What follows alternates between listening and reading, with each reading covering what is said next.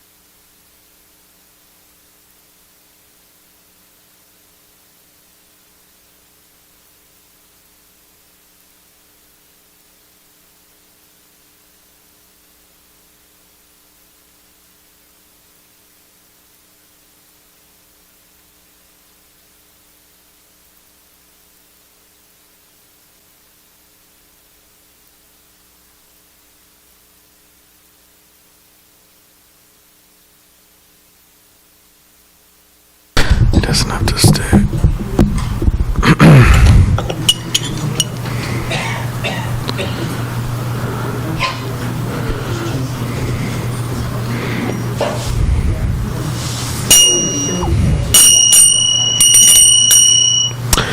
Jaya Radha Madhava Kunja Bihari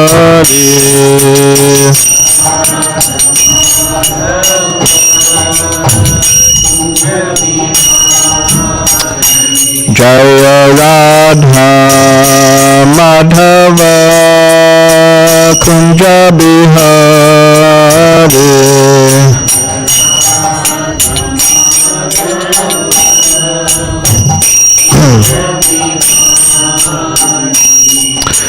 Gopi Jana Vallabha Girivardhari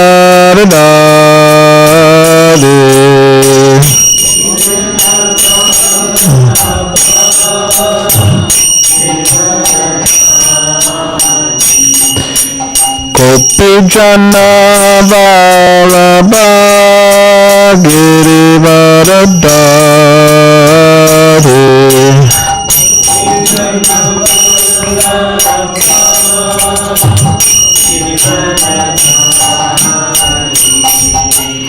Yashoda Nandana Prajajana Ranjana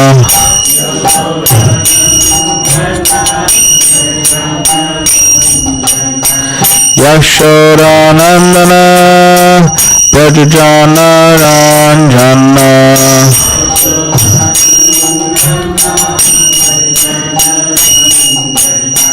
Yamuna Tira Vanachari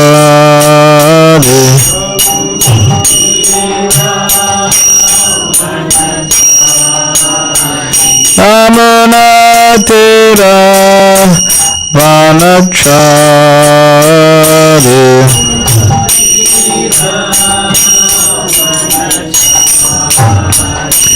Jaya Radha Madhava Kunja Bihari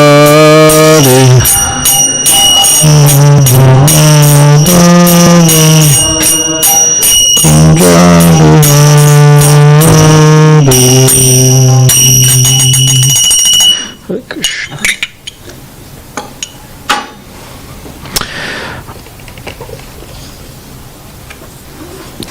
Tonight we will be meditating on a very important subject, and that is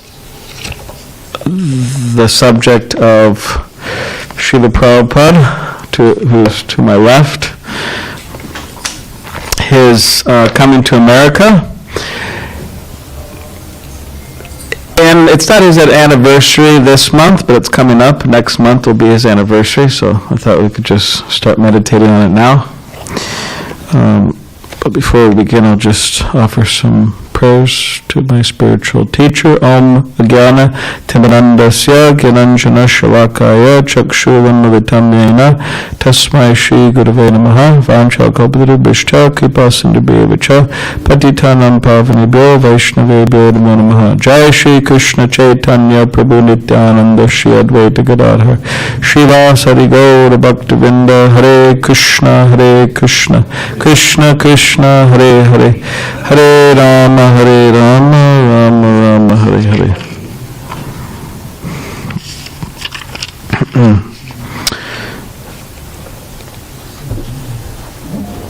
So when Srila Prabhupada was a young man in his in his 20s, he was living in Calcutta, and one of his friends invited him to go see a prominent spiritual teacher at the time there. Just relax yourself, okay? Relax? Okay, thanks. I'll work on that. He's giving me tips for public speaking. He's saying relax. Zoom, right? Hare Krishna. So Srila Prabhupada, he at the time he would go by the name Abhay Charan, and again he was invited to meet this very prominent spiritual teacher, Srila Bhakti Siddhanta Saraswati Thakur, and he was reluctant to do that because he was thinking, I know these spiritual teachers. They're a bunch of not teachers, but they're a bunch of cheaters. Just in the name of religion or in the name of spirituality, they cheat people. They take their money and they act like they're holy, but they're not. They're not following anything and so on. Hypocritical. So he wasn't interested. But then his friend was pushing him, so he agreed. And so him and his friend Narendra Mullik, they went to see Srila Bhakti Siddhanta Saraswati Thakur. And at the time, Srila Bhakti Siddhanta Saraswati Thakur, he was on the temple roof. It's a common thing in India. You get some fresh air on the roof. So he was there on the roof, speaking with some of his disciples and followers, friends. And he saw young Abhay Charan come in with Narendra. And as is the etiquette when seeing a renunciate, sannyasi, monk, they offered their obeisances. They bowed down.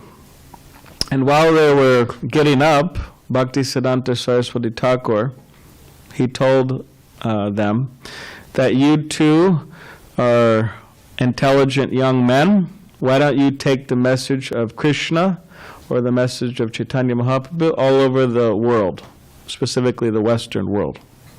Spread the message. So at that time, India was under the rule of the British, and young Abhay Charan, he was a follower of Mahatma Gandhi. And Mahatma Gandhi's main mission was to get the British out of India. So he was part of his, you could say, nationalistic movement. So young Abhay Charan, he was thinking, how can this person be saying this right now? The whole country is under the rule of the British, so how could he be talking about this? This isn't so important. The most important thing is to free this country. And they had a conversation about that.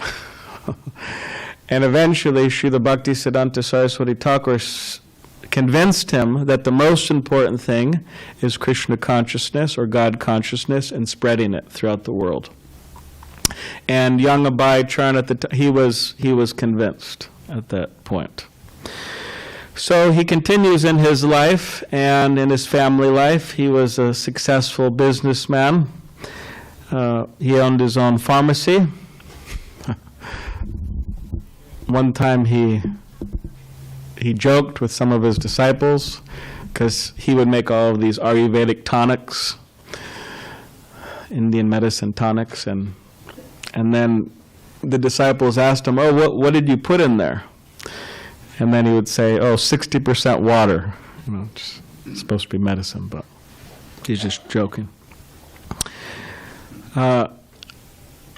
But he was successful businessman, had his own business, and over time, his business started to fail in different ways. And in his mind, he was thinking that about retiring, about leaving his family and accepting the renounced order of life.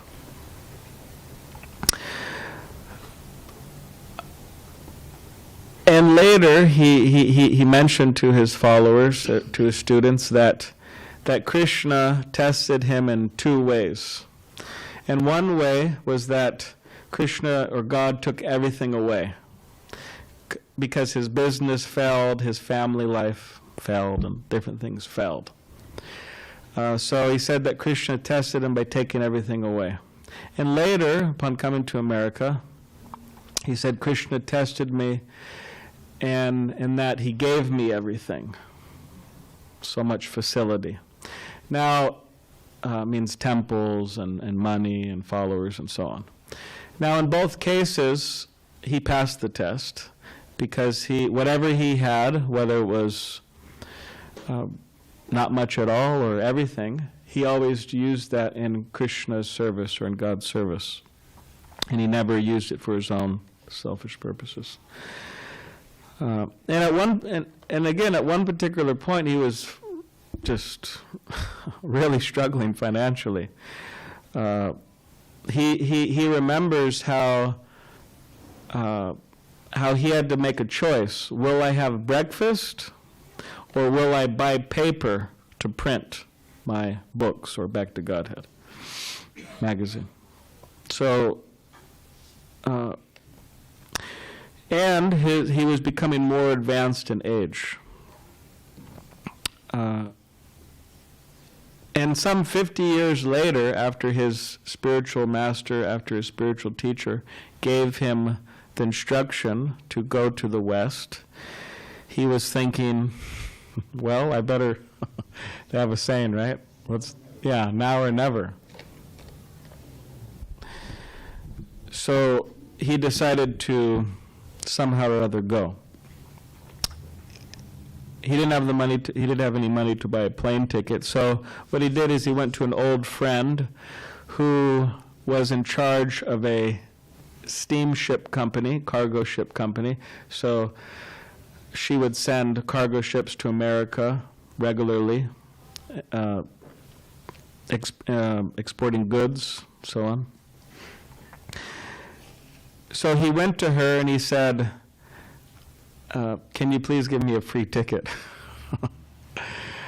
And she said, oh, Swami. She called him Swami because at that particular time he accepted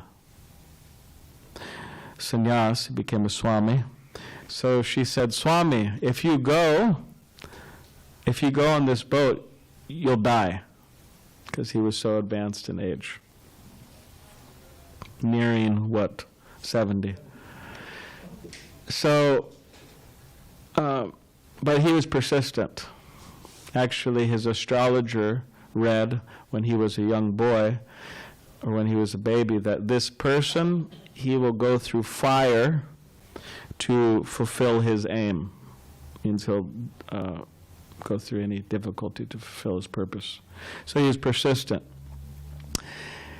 And then she agreed. She gave him a ticket. So he boarded the ship in Bombay.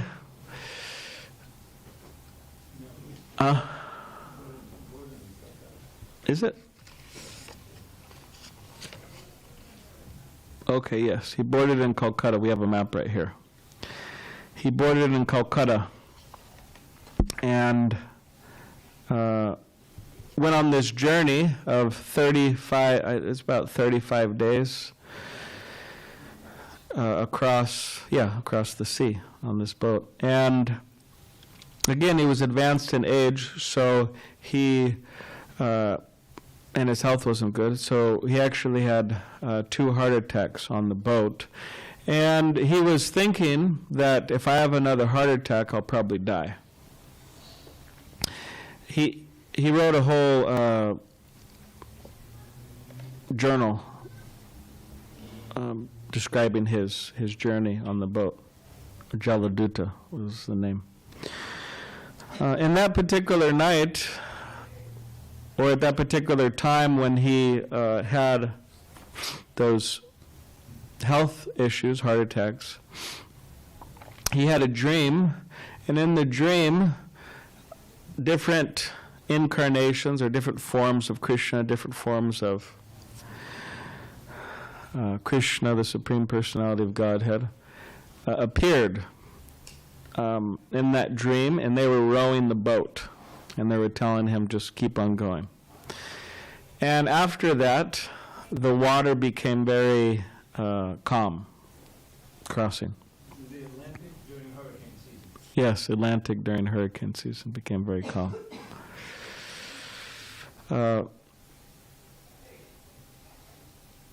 So in this way, we could see that practically he was risking his life. Has anyone ever risked their life before? It could be quite, maybe fearful. Huh? Yeah. It could be a big test when your life is on the line. So he risked his life, practically speaking. And eventually, he made it to America. And first, he landed in Boston, and then went on to New York to get off of the boat and then go to Pennsylvania. And there's a whole history of the Hare Krishna movement being established and developed and throughout the world, different continents and so on. And while he was in Boston, he wrote a poem. So I thought we could just read some of that and discuss. So this poem is written by His Divine Grace A.C. Bhaktivedanta Swami Prabhupada at Boston Harbor, September 18th, 1965. So when we read someone's work, their book or poem or whatever it may be, if the person is honest, if the author is honest, if they're not lying, if they're honest persons, they will many times reveal what is on their mind. In other words, by reading somebody's work, we will get an idea, a glimpse into that person's emotions, that person's feelings, what they're thinking. So in this way, Srila Prabhupada is the most honest, as a devotee is by nature. So when we read this, we'll get a clear concept of Srila Prabhupada's feelings, his emotions, what he was thinking. And that's the idea, to try to meditate on that, what he was thinking at the time when he landed in America. Some of us don't have the experience of landing in America. We were born in America. Whether we're born or whether we come here, anyways, it's a whole other experience. But coming to America, I know some of you came from different countries to America, and you had certain feelings when you arrived. We're not going to go around the room and ask what those feelings were. But we could meditate on, or you could think about how you were feeling, and then you could think about how Srila Prabhupada's feeling. It's an interesting comparison. That's not the main essence of what we should be meditating on, but it's an interesting exercise. So here's what he says. So he's writing this poem in Boston Harbor. And he says, so he's addressing Krishna. He says, "My dear Lord Krishna, you are so kind upon this useless soul, but I do not know why you have brought me here. Now you can do whatever you like with me. But I guess you have some business here.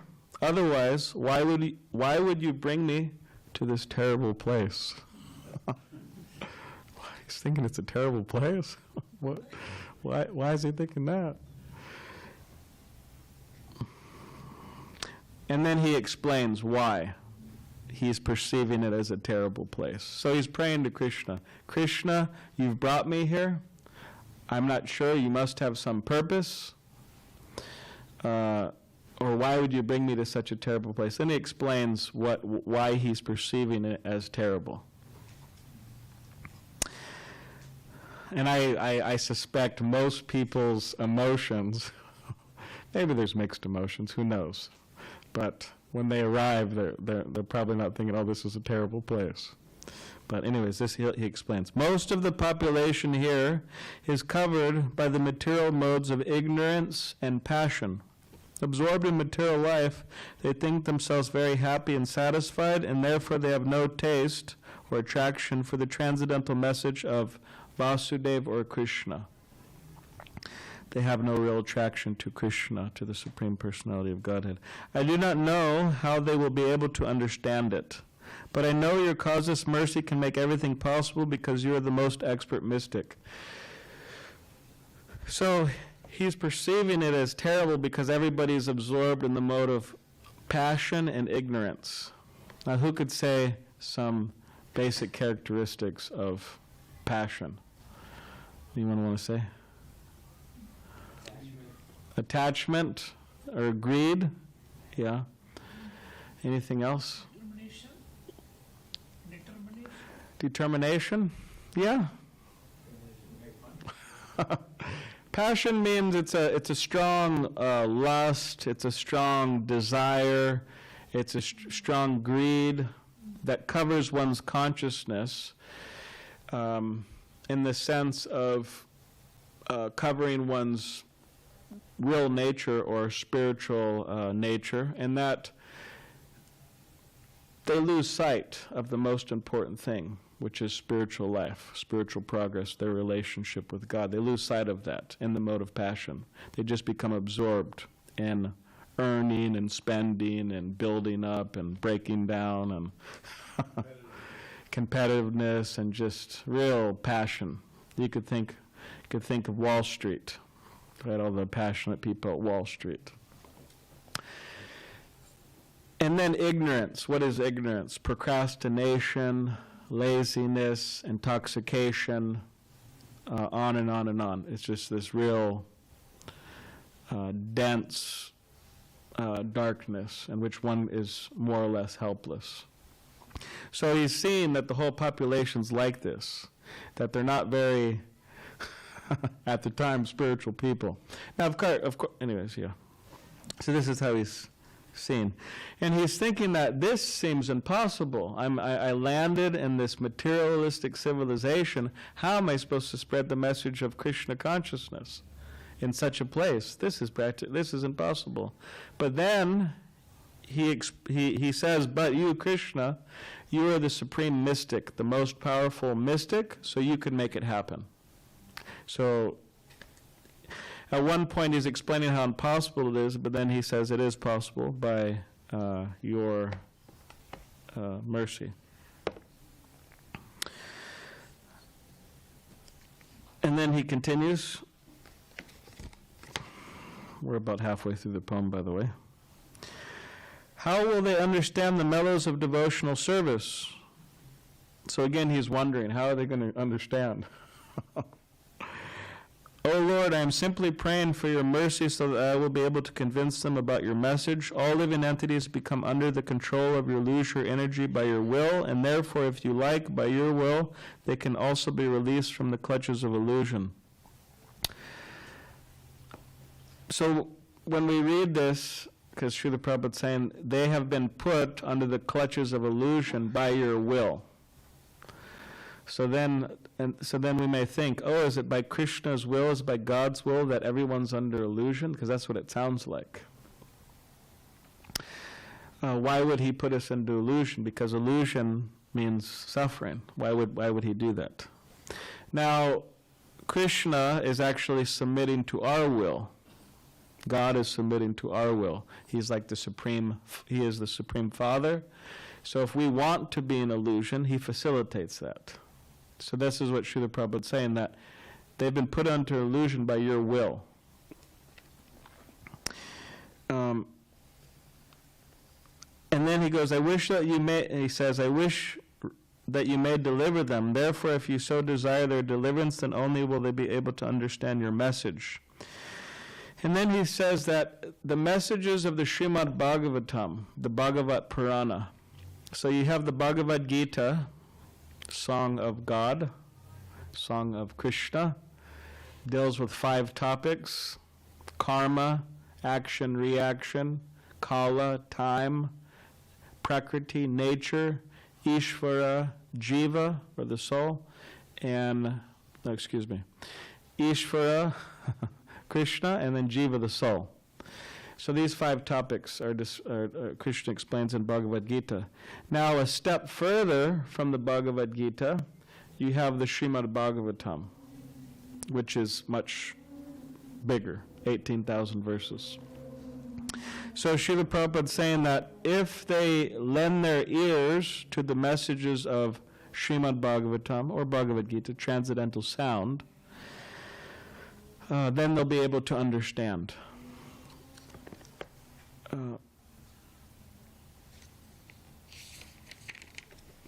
And then he quotes the Srimad Bhagavatam 1, 2, 17 through 21, the first canto. So he explains in this, or it's explained in this these verses, that Krishna as the super soul, so we have the soul and then we have the super soul, Krishna in the heart as the super soul, he cleanses the desire. In other words, he cleanses these modes of passion and ignorance from those who have developed a desire or an urge to hear about him. And then the Bhagavatam says, if one regularly attends classes or lends their ears to transcendental sound vibration, then, and also serves pure devotees, then one is purified, one's heart is purified, and then the effects of the modes of passion and ignorance, lust and all these other things that really, if you look at all the problems of the world, every single one of them, they're all stemming from these modes of passion and ignorance within people's hearts, getting really out of control. I mean, sometimes people think, hey, what's wrong with a little mode of passion and ignorance? Okay, well, comparatively speaking to somebody who has a lot of passion and ignorance, okay, there's a big difference. But passion and ignorance is passion and ignorance. It's whether it's small or big, it's a problem.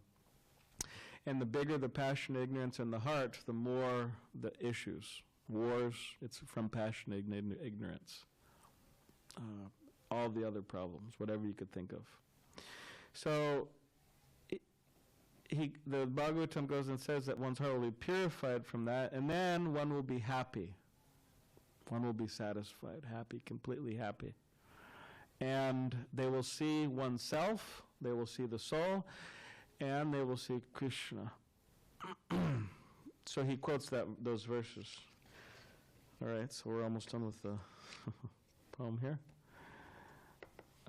And then he goes on to say, well, how will they understand? He goes back to saying that.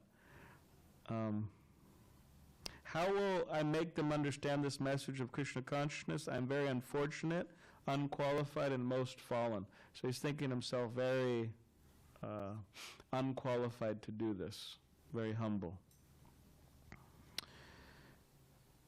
and powerless. So he continues in that way. And then, towards the end of the poem, he says, "Oh Lord, I am just like a puppet in your hands, so if you have brought me here to dance, then make me dance, oh Lord, make me dance as you like." It's interesting it's amazing terminology he uses here, make me dance, because after establishing the Hare Krishna movement in 1966 and then spreading it all throughout the world, he was traveling the whole world dancing, actually. Because he would be attending these kirtans like we were just having, and all the different temples and festivals and Rath Yatra parades, and he was dancing. So Krishna was making him dance. And then he signs it, I have no devotion, nor do I have any knowledge, but I have strong faith in the holy name of Krishna. I have been designated as Bhakti Vedanta, Bhakti devotion, and Veda, knowledge, Anta, the end. So the end of all knowledge is devotion to Krishna. That's the conclusion. And now, if you like, you can fulfill the real purport of Bhakti Vedanta. Sign the most unfortunate, insignificant beggar, A.C. Bhaktivedanta Swami, on board the ship of Jaladuta, Commonwealth Pier, Boston, Massachusetts, USA, dated 18th of September, 1965.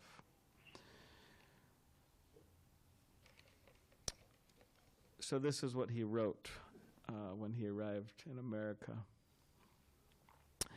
And yeah, it's a most glorious event in that he unlocked the whole teachings, and not just teachings, but culture and the Hare Krishna mantra. He unlocked that. It was locked up in India for so long. He unlocked that and transplanted that all over the world. So it's a most amazing event. And yeah. So does anybody have any question? Yes, sir. Pass him a mic, please.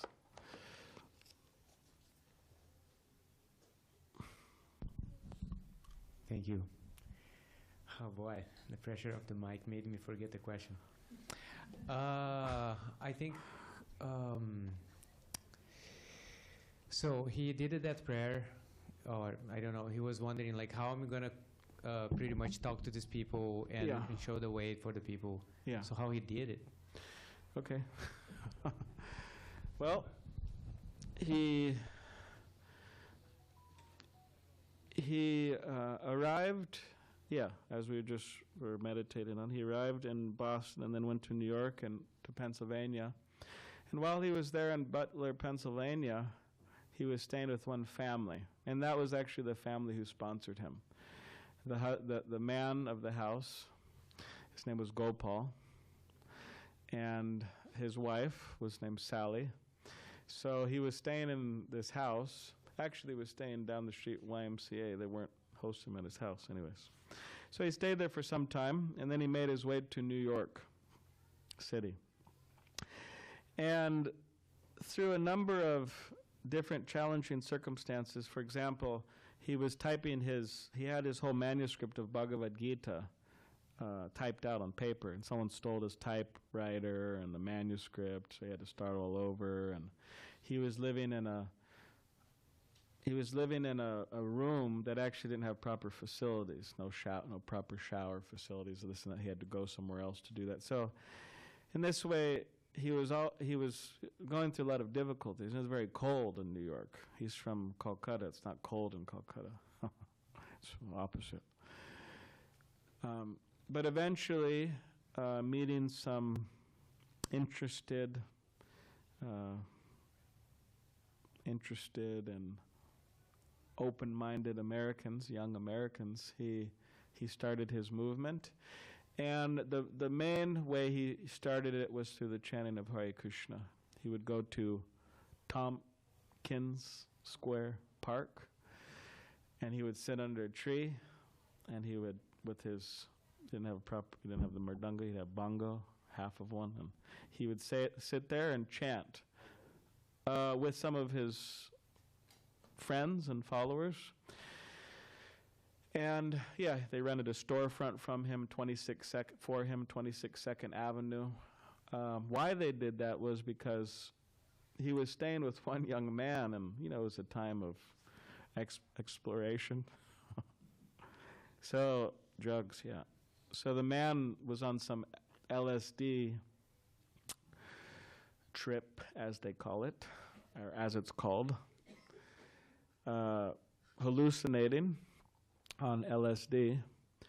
And at one particular point, the person just lost his mind, and he actually was wanting to attack Srila Prabhupada.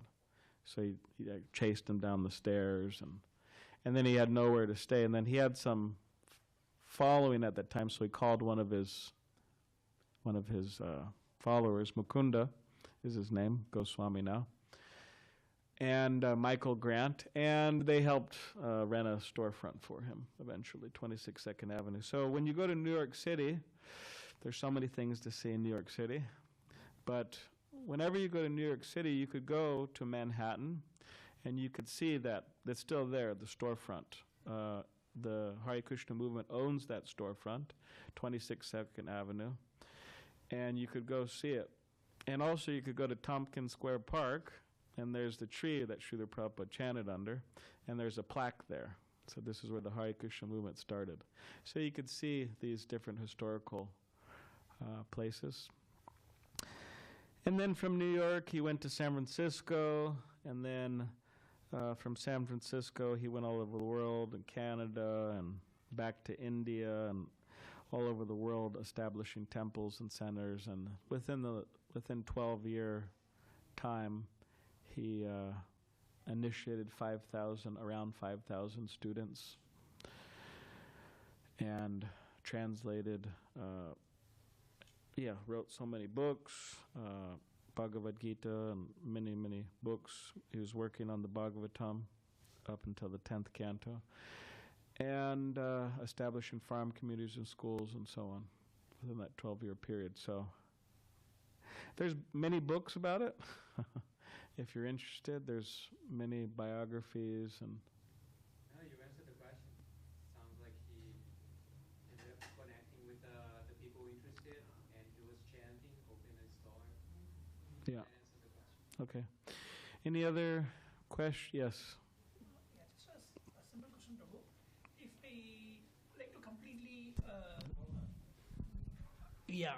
I like to completely, understand and learn the life history of Prabhupada ji, which book you recommend, Prabhu, among all the books? Just like a story, simple story from end to end. There's one book that was written somewhat recently by a person named Joshua Green, Okay. and it's called Swami in a Strange Land. And it's a brief biography about Srila Prabhupada. So that's a really good one.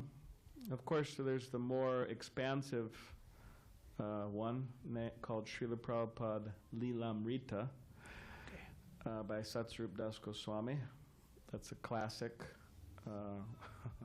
most quoted one. But yeah, this Swami in a Strange Land is very nice and brief and written recently, and I think it'd be good if you read that one. And also Srila Prabhupada Lilamrita, and there's so many books. Personally, The Lilamrita is wrote by who is the author, ji? we have one right here, Oh, okay. Srila Prabhupada Lilamrita, Excellent. 7-volume Excellent. set, on sale today. Okay. Definitely. There you yes. go. Ask and you shall receive. Definitely. Seek and you shall find. Hare Krishna, Prabhu. I also have Swami in a Strange Land. Definitely I will get one. I have it as well. upstairs. Definitely I will get one in. Hare Okay. Krishna, Prabhu. Thank you, Hare Krishna. Yes. Good evening, everyone. Hare Krishna. My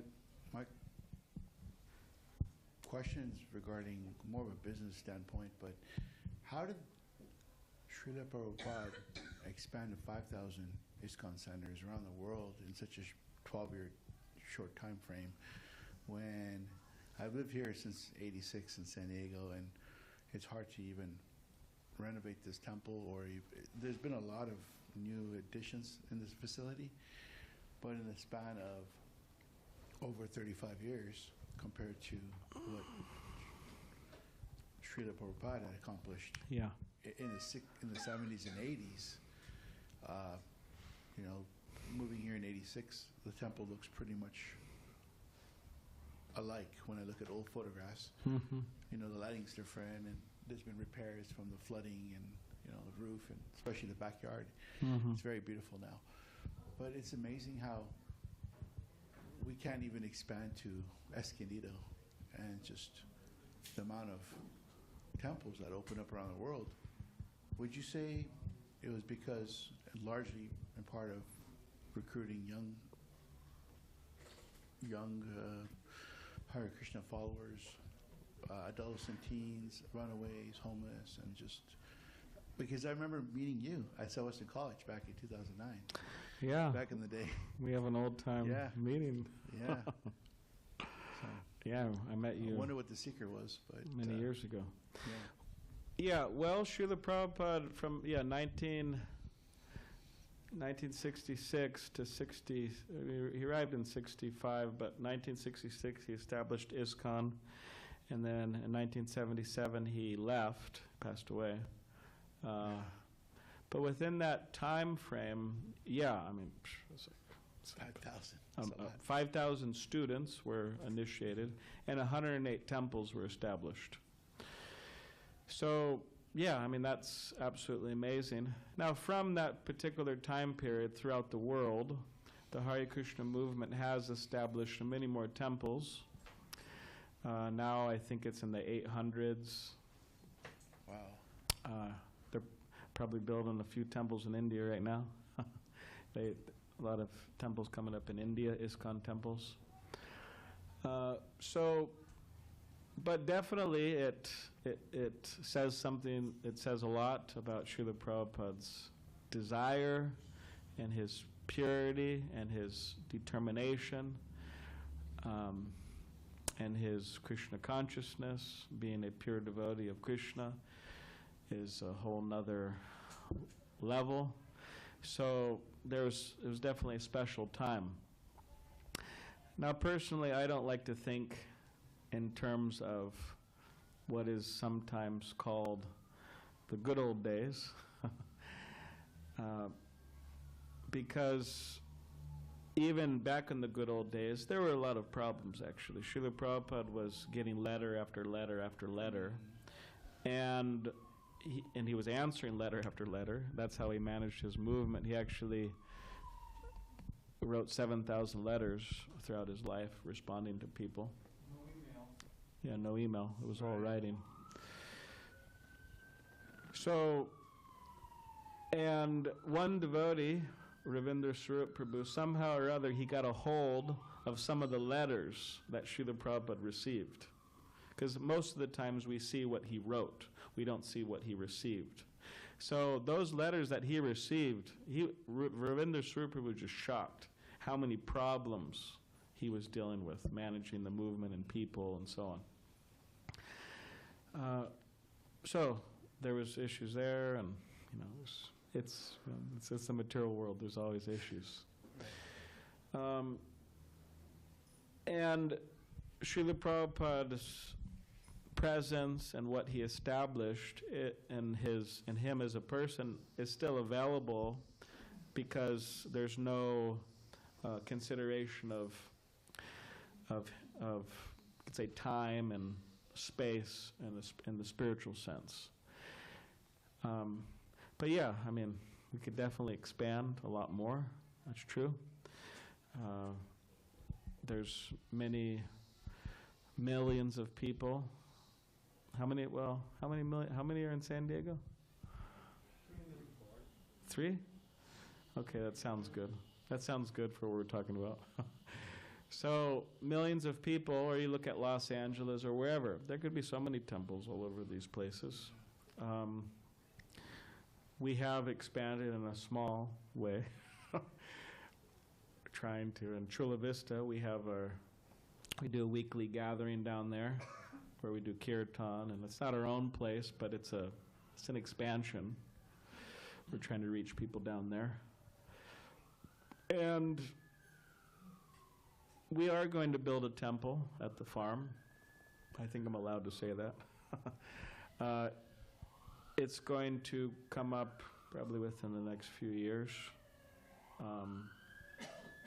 Being that it's not going to be a huge, like $1 million temple. It's going to be a little on smaller scale, so it's definitely possible. So we are expanding up there. Yeah, but yeah, there's always room for that. But yeah, again, it's Srila Prabhupada's purity, his determination, his Krishna consciousness, and there was a lot of people joining him and helping. They were helping quite a lot. So, yeah, that's the challenge. All right, Joy. Key Joy. You know how you said you were expanding? Her name is Joy. You know how you were mentioning expanding? My daughter, she lives in Decatur, Illinois, and she came here and really liked it. Okay, Dwijamani's going to go open a temple, right? He's ready. So the closest temple to her is in Chicago, Illinois, and that's about 3 hours drive. And so what do you do if you say you express an interest, you would like a temple in your city? What are the first steps that you take?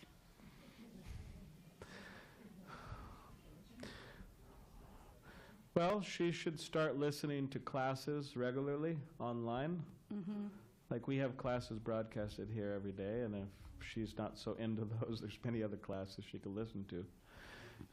But to listen to classes every day, hear the message of the Srimad Bhagavatam, that has a special effect, as we were reading earlier. Mm-hmm.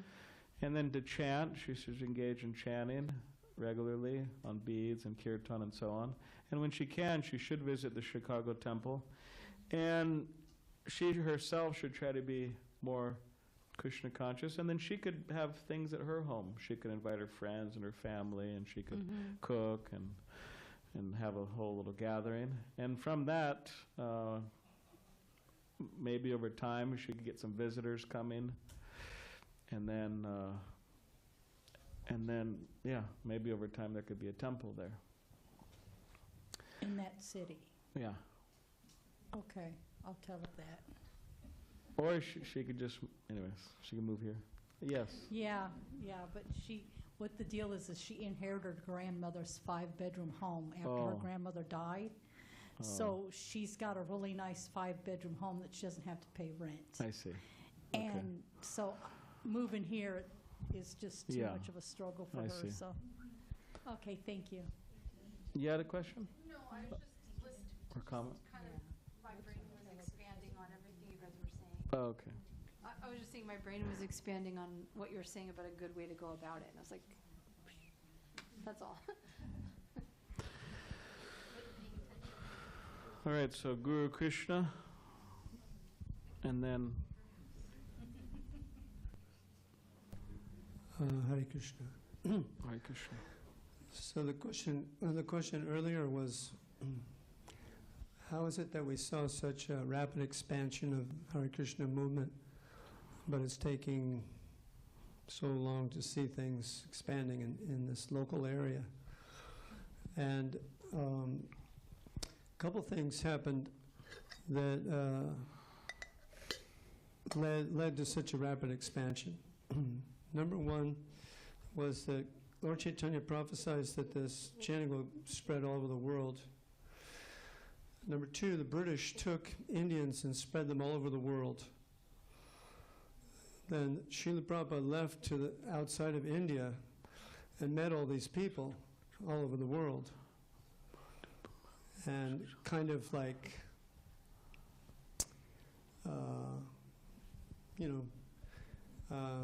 engaged them,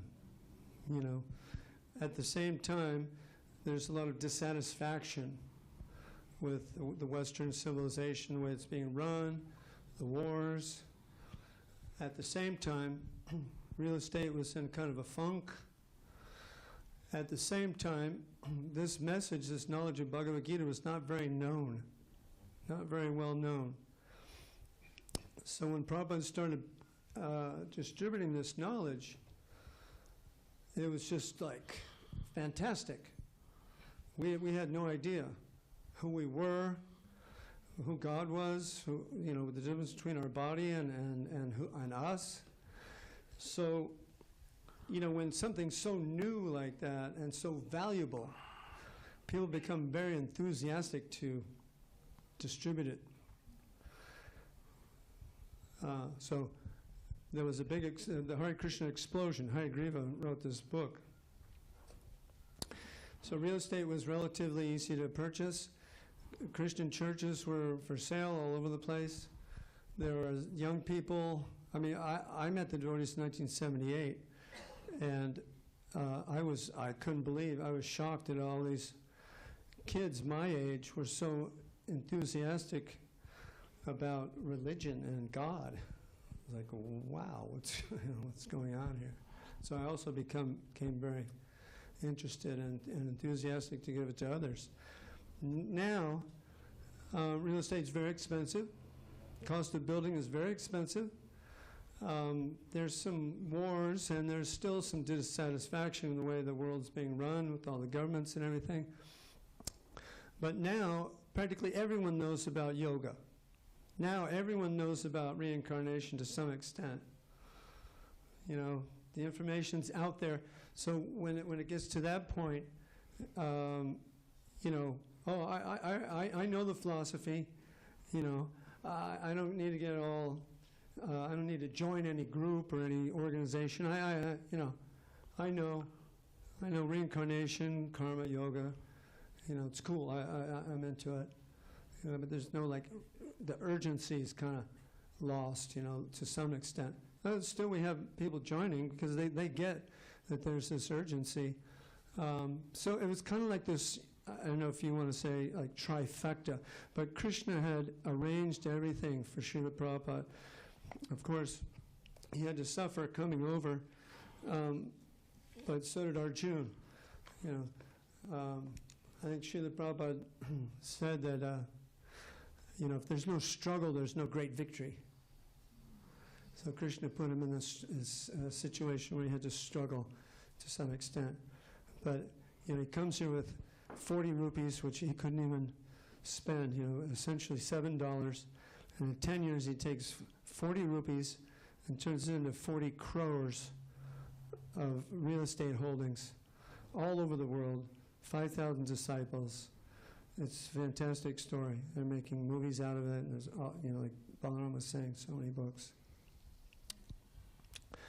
And, we made some attempts here to do something. Somehow or other, they got fumbled. I don't know if Radhagiri just didn't want to move to Escondido. He's a person, after all. But we had this big plan. We were just about to break ground, and what happened? 2007, 2008, the whole economic upheaval. And we still have the property. There's going to be some temple.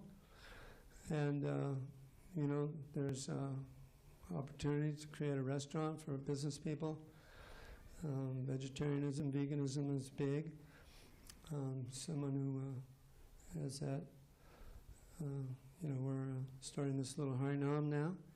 You can join that. We can all get excited again. We can have so many things. You can start yoga centers, kirtan houses, mantra music, clubs, so many universities here, so many colleges, actually, this is very rich area, this whole coast, California coast, Some of us are making good money. We need to know where to park it. The spiritual investment is the greatest investment, so we can pool our resources and do something amazing here if we get together and start making plans to do that. Is that a Krishna mobile? Yeah, we can have Krishna mobile, we can have everything, Krishna bus. Thank you. Yeah, just like the Latter-day Saints, or sometimes people call them the Mormons, despite whatever anybody thinks about their Book of Mormon or philosophy or lifestyle or whatever, they are very organized in an intelligent way. If you go into their lobby, you could go into any one of their lobbies. They probably have 5 churches here in Pacific Beach or in the near area. If you go into their lobbies, you'll see that they have their display board, and their display board is a display of the world map. And they have pins on different places. And what do those pins represent? Those pins represent the young men and women that they've sent from their local church to those places to spread the gospel. And they teach them the language because they're going all over the world. And of course, they take care of them materially afterwards. That's maybe some incentive why people do it. It's like 2 years you join, and it's pretty much if you're a good Mormon family, then you should do it. You join, and then afterwards your college is set up and all that. But it's by organization. And many people contributing together. They also have a church here in Tijuana. So anyways, by intelligence and organization, anything could be accomplished, at least in terms of expansion, if people want to think in those terms. Yes, okay, last. Can you hear me? Yes. Okay. So earlier you were talking about passion and ignorance. Yeah. So, in between these years, every minute, every hour, every day, there's always thoughts. And I tell myself, if Krishna, God wants it, it'll be. It gives me peace. But the other side of the equation is there's mortgage, there's kids' classes, there's so many things that we have to do. And that pushes you towards passion, maybe ignorance. So there's this duality always.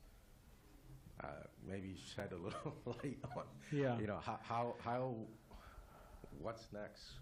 Where do we go? Well, there's the Varnashram system. There's a few minutes in the class, so we'll explain the whole Varnashram system. Just joking, it's a very complicated system. But briefly, when one is young, means within the age of birth to 25, they're trained in a particular way. Men and women are trained, educated. And why is that? So that they could contribute, so they can participate in society as a family. They start their own families, and because they're both trained and educated in a particular way, then they're more likely to have a successful family life, and they're more likely to contribute to society in a positive way. Families have a lot to do with the health of any society. So then in that family life, yes, there are a lot of obstacles. There's a lot of, you got to think about this and that and so many things, and right, there's a lot of problems. But nonetheless, it is possible. There's many people who go through that family life and be Krishna conscious. They come to the temple, they chant every day, they engage in different processes of bhakti yoga every day, they listen to classes every day. So where there's a will, there's a way. We just have to be a little determined.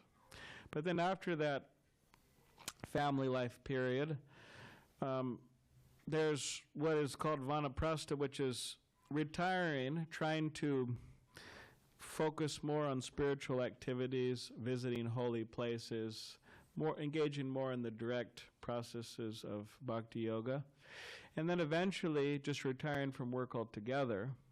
Of course, people say that's difficult too. How to manage that.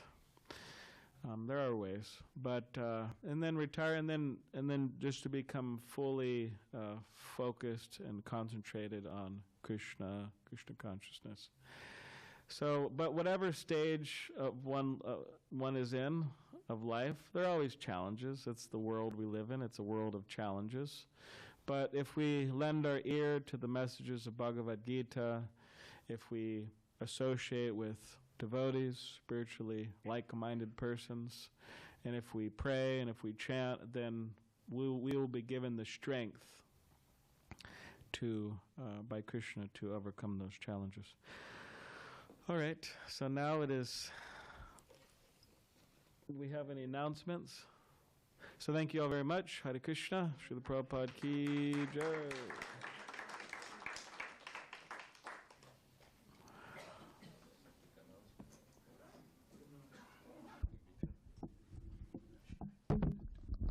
Just a quick announcement. Today, the fee, you don't need a ticket.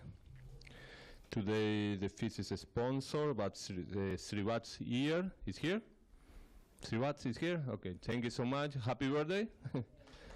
And he's taking blessings from all the devotees and Shishirada Giridhari. You have, well, Guru Krishna probably want to say, you want to say? Yeah. Okay, that's it for now. Guru Krishna is going to make one announcement, and August 26th is Krishna Janmashtami. Keep it, put it in your calendar, keep it, and be prepared for the feast. Hare Krishna. Thank you very much. Today we also went out on Harinam. It was very successful. We went down to the boardwalk. Beautiful day. It's warm. Hundreds, thousands of people there. We'll be doing this every Sunday while the weather's good. We start at 4 o'clock, go down to the boardwalk, a couple blocks down, and meet the public. Also, we're planning something. We're testing the water, so to speak, to possibly bring a bigger festival here for Lord Jagannath, Baladev and Subhadra. You know, we were supposed to give some kind of outdoor experience for the deities. Generally, we have like a Rath Yatra type of thing with a cart. Last year, we weren't able to do that. We can also do a palanquin type of parade, and we're looking at possibly securing this park down the street, well, down the road some ways, near where the roller coaster is, to put on a festival. So we're talking about what the community is doing to expand. This is one of the things that we're also engaged in planning on, doing research and planning for these things too. When we increase these type of things, Krishna will see our endeavor and he'll send people. He'll send more and more people, and our community will grow. And with that, we'll have more funds to do other things. We can expand, and so like that. It just takes a little bit of desire on our part, reaching out to our friends, relatives, and the public to expand our numbers, and so we can grow. That's how we can all practically do something. Thank you so much. All right, so now everyone could rise, and you could just put your mats to the side, and then we'll have another kirtan, chanting and dance, and then we'll serve dinner out at 7:15 or so. Okay, Hare Krishna. It's also your birthday, right, sir? Almost? When is it? Okay. Well, happy birthday to you. Hare Krishna.